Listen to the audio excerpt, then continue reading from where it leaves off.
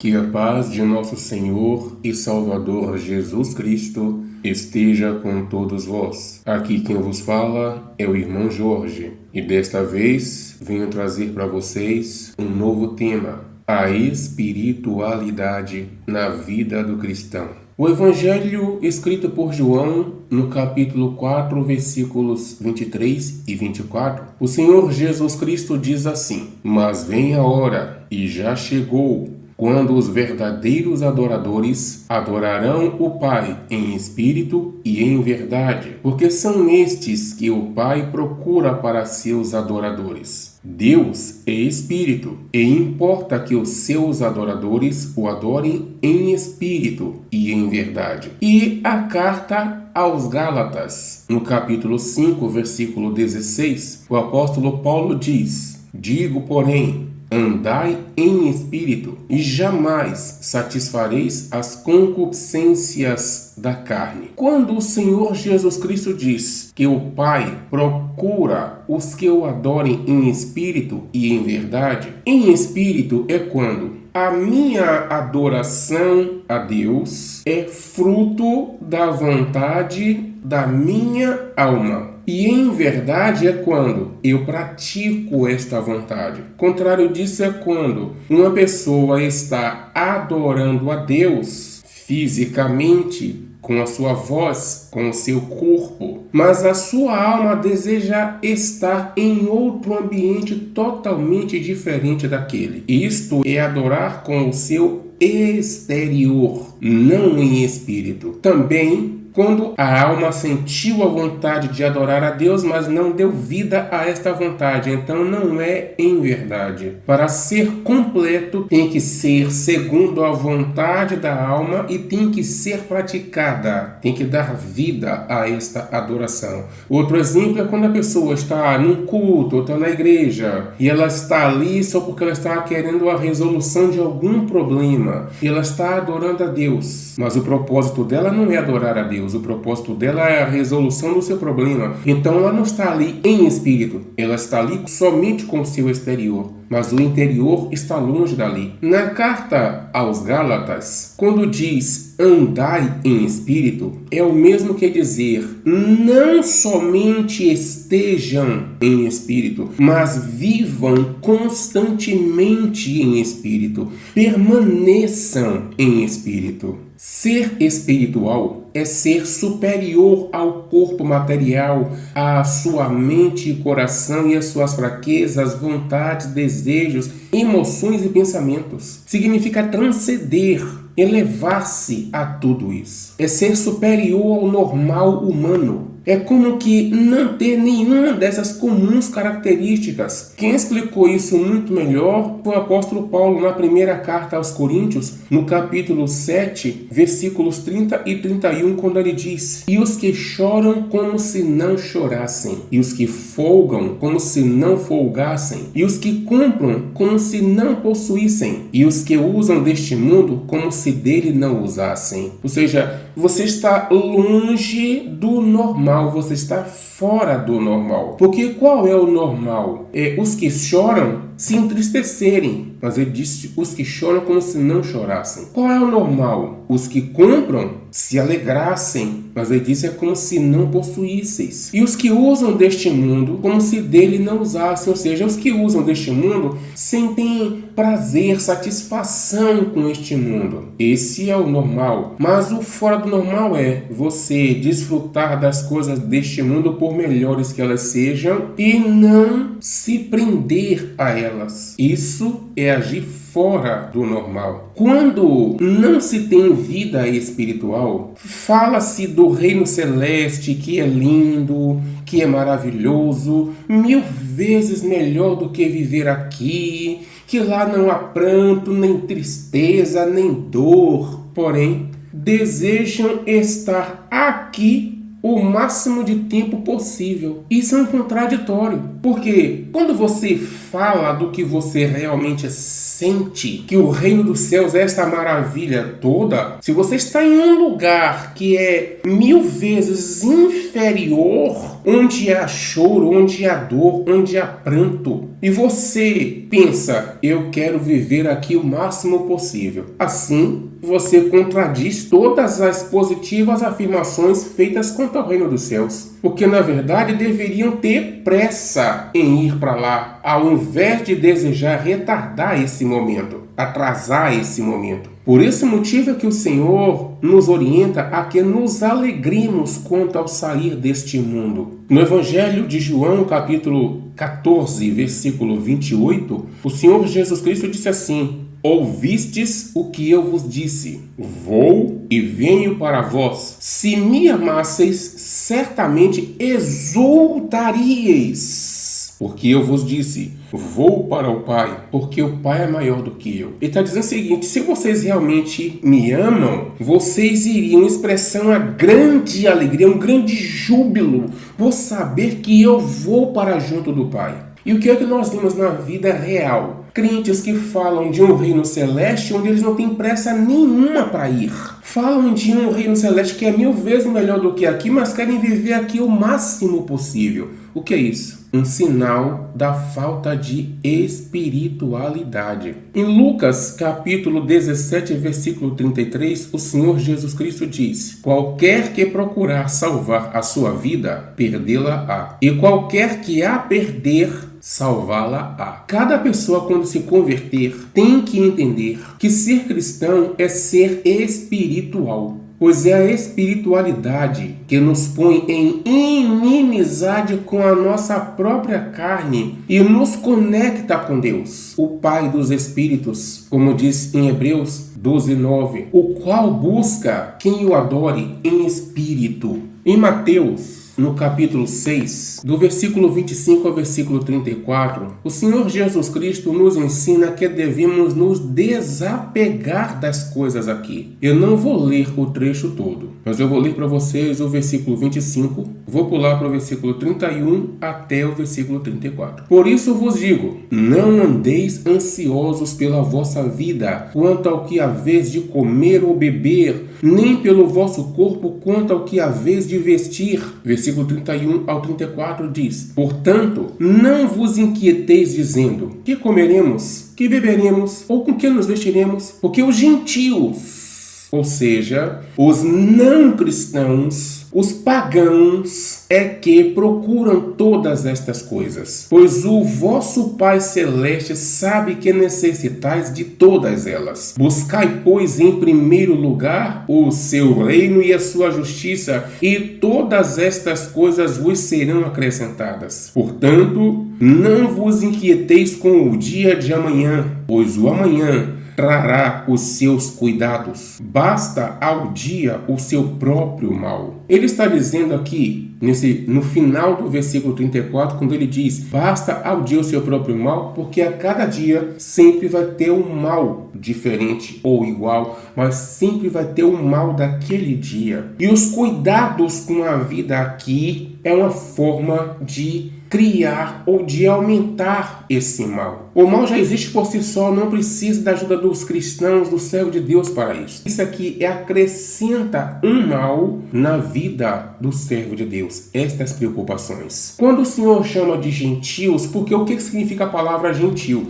Existe a palavra gentil com L, sinônimo de gentileza, e gentil, cuja origem significa grupo familiar. Ou seja, na tradução bíblica, quer dizer não pertencente ao povo de Deus. E no versículo 33, quando ele diz, buscai em primeiro lugar o reino de Deus e a justiça de Deus, e todas as demais coisas vos serão acrescentadas. Ele está dizendo o seguinte, deem prioridade ao reino de Deus e à justiça de Deus. Busquem a Deus por causa de Deus e não para resolver problemas daqui. Quando você busca em primeiro lugar o reino de Deus e a justiça de Deus, quando você prioriza isso, as outras coisas que você precisar te serão um acrescento. Primeiro você alcançará o reino de Deus. O que é o reino de Deus? O governo de Deus sobre a tua vida. O domínio de Deus sobre você. A direção de Deus. Deus será o teu governante. O Senhor Jesus Cristo será o teu rei. Ele regerá sobre a tua vida. Então você busca primeiro isso, se submeter a todas as vontades de Deus. E por consequência, as demais coisas que você precisar para ter uma vida digna aqui, essas coisas te serão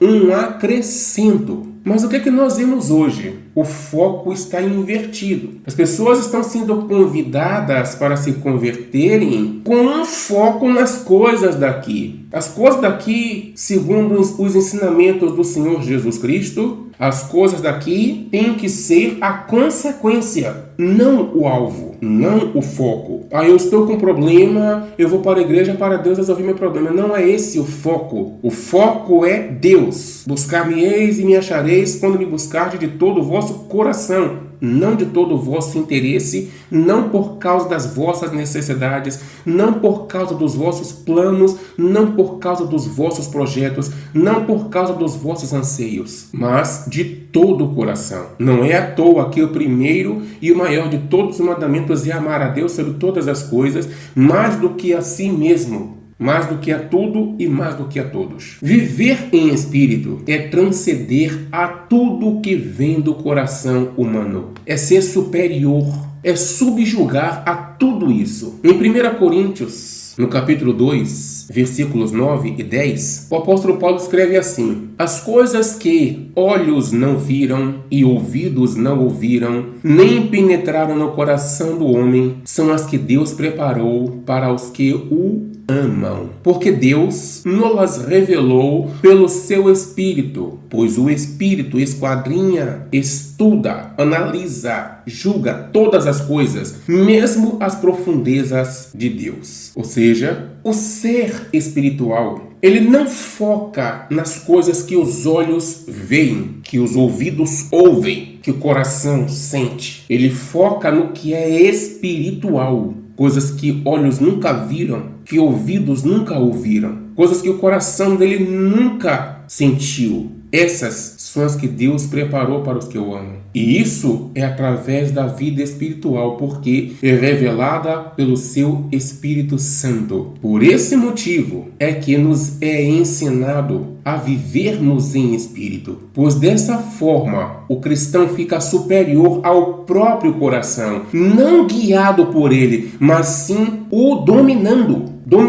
o próprio coração. Quanto mais nos distanciarmos do coração pecaminoso, das suas cobiças e das coisas que não convêm, mesmo que essas coisas sejam lícitas, mais nos aproximamos de Deus. Essa é uma luta cotidiana que dura por toda a vida enquanto estivermos aqui neste mundo. Uma das formas de se fazer isso é através do jejum de consagração ao Senhor. Observem, não é jejum por qualquer motivo. É jejum por consagração ao Senhor. Quanto mais oração e jejum de consagração, melhor. Essa forma de jejum de consagração, é aquela em que dedicamos um momento para nos desconectarmos de absolutamente tudo aqui, objetivando mais contato com o Pai. Dessa forma, abandonando toda e qualquer espécie de incômodo ao coração, como preocupação, tristeza, projetos, ressentimentos, lembranças ruins e de tudo mais que possa tirar ou impedir ou atrapalhar a paz interior em adoração.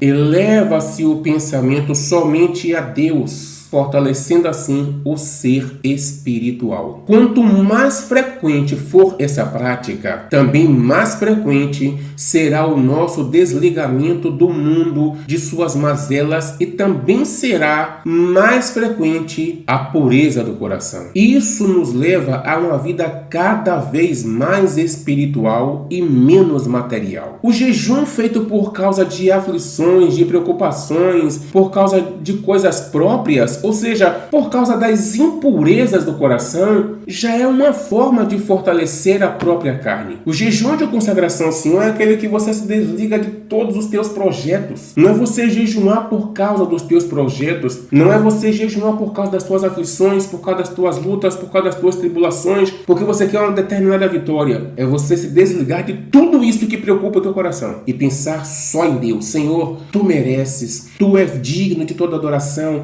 Senhor, eu não sou digno de estar em tua presença, tu és maravilhoso. É só por causa de Deus. Não é para levar a Deus os teus problemas. Eu não estou dizendo que não se deva fazer jejum por essas causas. Mas se você busca a espiritualidade, você vai ter que saber fazer a separação. O jejum de consagração ao Senhor e o jejum por causas próprias. O jejum que te leva à espiritualidade é o jejum de consagração ao Senhor. Que nesse jejum de consagração ao Senhor você está se desligando das coisas do mundo material. Sem a espiritualidade, meus queridos, a Bíblia torna-se um simples livro de ciência teológica sobre o qual muitos, cada um com seus intelectos e ignorando a espiritualidade bíblica, se debruçarão para estudar, discutir, debater opiniões, exibindo seus conhecimentos, demonstrando com isso a sua total falta de espiritualidade. Esse comportamento é completamente oposto à espiritualidade.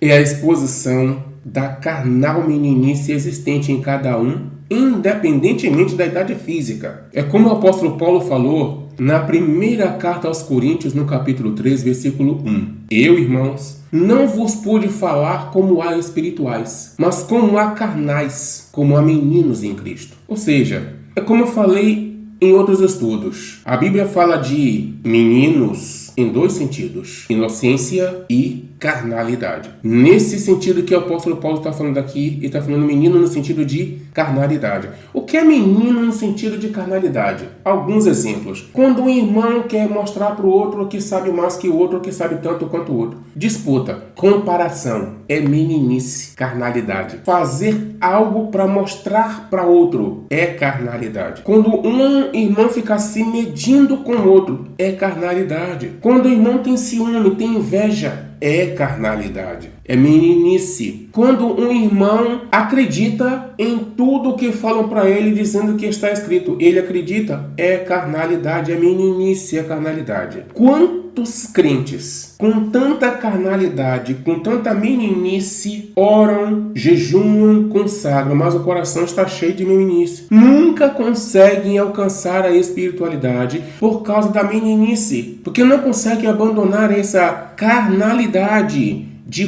comparação. Ver um texto na Bíblia para ele é como se ele tivesse descoberto a pólvora. E aí ele corre a mostrar para outros irmãos como se ele tivesse feito aquela descoberta. E ele não aceita quando ele vê que outros irmãos já conhecem aquilo. É a carnalidade. Não aceita que um irmão tenha a vitória só porque ele não teve. Se alegra quando um irmão está triste, quando o irmão sofre uma derrota, quando o irmão tropeça. É a carnalidade. Mas mesmo assim oram, consagram, jejuam. Não conseguem ter vida espiritual porque a carnalidade, a meninice não vai permitir. Sem a espiritualidade, a Bíblia torna-se também um mero livro de contos fabulosos e fictícios. Porque as coisas espirituais se discernem espiritualmente. Na primeira carta aos Coríntios, no capítulo 2, do versículo 6 ao versículo 14, que eu só vou ler alguns versículos, mas não todo, para não ficar muito comprido. O versículo 6 diz assim: Todavia, falamos sabedoria entre os perfeitos, não porém a sabedoria deste mundo, nem dos príncipes deste mundo que se aniquilam, mas falamos a sabedoria de Deus, oculta em mistério, a qual Deus ordenou antes dos séculos para a nossa glória. Versículo 11. Porque qual dos homens sabe as coisas do homem, senão o seu próprio espírito que nele está? Assim também, as coisas de Deus, ninguém as conhece, senão o Espírito de Deus. Versículo 13. Disto também falamos não em palavras ensinadas pela sabedoria humana, mas ensinadas pelo Espírito, conferindo as coisas espirituais com as espirituais. O 14. Ora, o homem natural não aceita as coisas do Espírito de Deus, porque lhes são loucura, e não pode entendê-las, porque elas se discernem espiritualmente. Meus queridos, a Escritura Sagrada é um livro sagrado, inspirado não intelectualmente, mas sim espiritualmente pelo próprio Deus, o Pai dos Espíritos. Na segunda carta a Timóteo, no capítulo 3, versículo 16, diz: toda a Escritura é divinamente inspirada. Até onde a letra permitir, o intelecto alcançará o entendimento. Grande é o poder do intelecto. Contudo, seu poder termina ao se iniciar a espiritualidade contida na Bíblia. A letra não nos revela o mundo espiritual. É necessário fazer parte dele para o podermos compreender. Vou citar alguns exemplos aqui para vocês. Na segunda carta aos Coríntios, no capítulo 12, do versículo 2 ao 4, o apóstolo Paulo aqui ele mostra uma experiência espiritual que por intelecto ou por jejum de consagração por causas próprias jamais se alcançará. Ele diz assim: conheço um homem em Cristo que há 14 anos, se no corpo ou fora do corpo, não sei, Deus o sabe, foi arrebatado ao terceiro céu. Sim, conheço o tal homem. Se no corpo ou fora do corpo, não sei, Deus o sabe, sei que o tal homem foi arrebatado ao paraíso e ouviu palavras inefáveis, que não é lícito ao homem referir. Inefável, que é uma coisa inefável, aqui se não se pode descrever.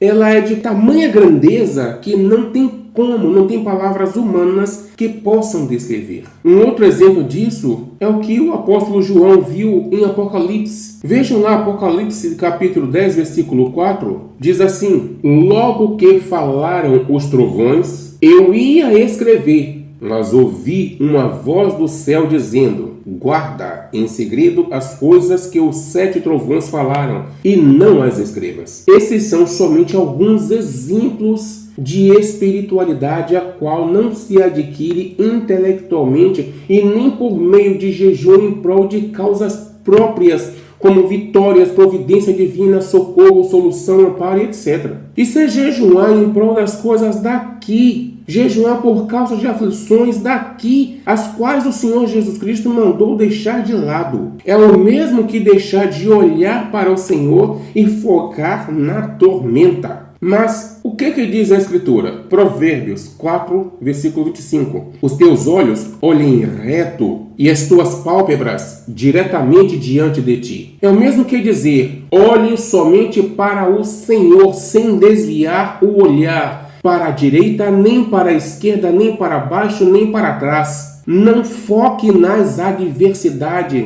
nas aflições, nas tormentas. Foque somente no Senhor. Foi o que aconteceu com Pedro quando ele caminhava sobre as águas e ele deixou de olhar para o Senhor e olhou para o vento forte, para as ondas fortes, e ele afundou. Na segunda carta aos Coríntios, no capítulo 4, versículo 18, diz: assim, fixamos os olhos não naquilo que se vê, mas no que não se vê. Pois o que se vê é transitório, mas o que não se vê é eterno. Ou seja, por mais alegres ou mais dolorosos que sejam os motivos que nos fazem desviar o olhar, não devemos desviar o olhar. Porque seja alegre ou seja doloroso, é transitório. Seja agradável ou desagradável, é transitório. Nós temos que focar o nosso olhar no que é eterno. O jejum em consagração ao Senhor é se desconectar de tudo referente a esta vida e passar a pensar somente no Senhor e por causa do Senhor. Para esses, tais aflições servem de incentivo e de fortalecimento e não de empecilho na jornada. Veja o que o apóstolo Paulo diz na segunda carta aos Coríntios, no capítulo 4, versículo 17. Porque a nossa leve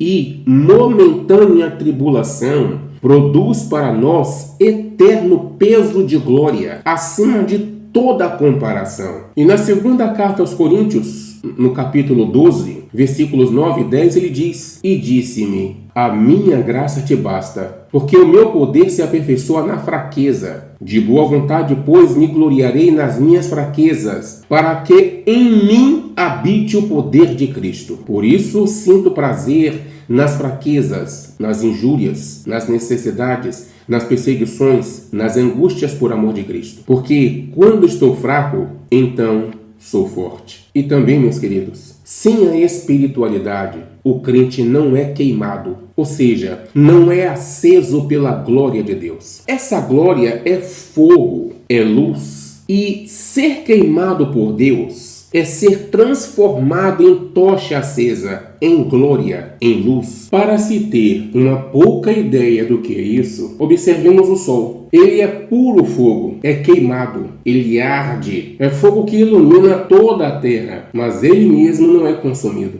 Assim é o crente queimado pelo poder de Deus, sendo que o fulgor de Deus é mais forte que o brilho do sol. O sol se ofusca perante a glória de Deus. No livro de Apocalipse, no capítulo 21, versículo 23, diz assim: E a cidade não necessita de sol nem de lua, para que nela resplandeçam, porque a glória de Deus a tem iluminado, e o Cordeiro é a sua lâmpada. Olha o que diz o Evangelho escrito por Mateus no capítulo 3, versículo 11. João Batista diz assim: Eu vos batizo com água para arrependimento, mas aquele que vem depois de mim é mais poderoso do que eu. Lá no finalzinho ele diz: Ele vos batizará com o Espírito Santo e com fogo. Êxodo, capítulo 24, versículo 17 diz: O aspecto da glória do Senhor era como um fogo consumidor no cimo do monte, aos olhos dos filhos de Israel. Salmos 104, versículo 4 diz: Fazes a teus anjos ventos e a teus ministros labaredas de fogo. E o que é que o apóstolo Paulo fala a respeito dos servos de Deus? Lá em 2 Coríntios, no capítulo 3, versículo 6, ele diz assim: O qual também nos capacitou para sermos ministros de um novo pacto, não da letra, mas do Espírito, porque a letra mata, mas o Espírito vivifica. O que é que eu li para vocês antes? Que Deus faz dos seus anjos ventos e dos seus ministros labaredas de fogo. E o cristão é um ministro de Cristo. Ele tem que ser labareda de fogo. Deuteronômio 4, versículo 24 diz: Porque o Senhor teu Deus é fogo que consome, é Deus zeloso. Esse fogo é glória, é poder, é luz. O cristão já é habitação de Deus, já é templo desse fogo. Porém, quanto mais a ele se consagrar, maior será esse fulgor. O crente sem esse fogo em nada incomoda os espíritos das trevas. Isso por estarem próximos de um crente apagado, de um crente frio. Aliás, eles até andam junto desse crente, abraçam esse crente. É o fato de o crente estar queimado,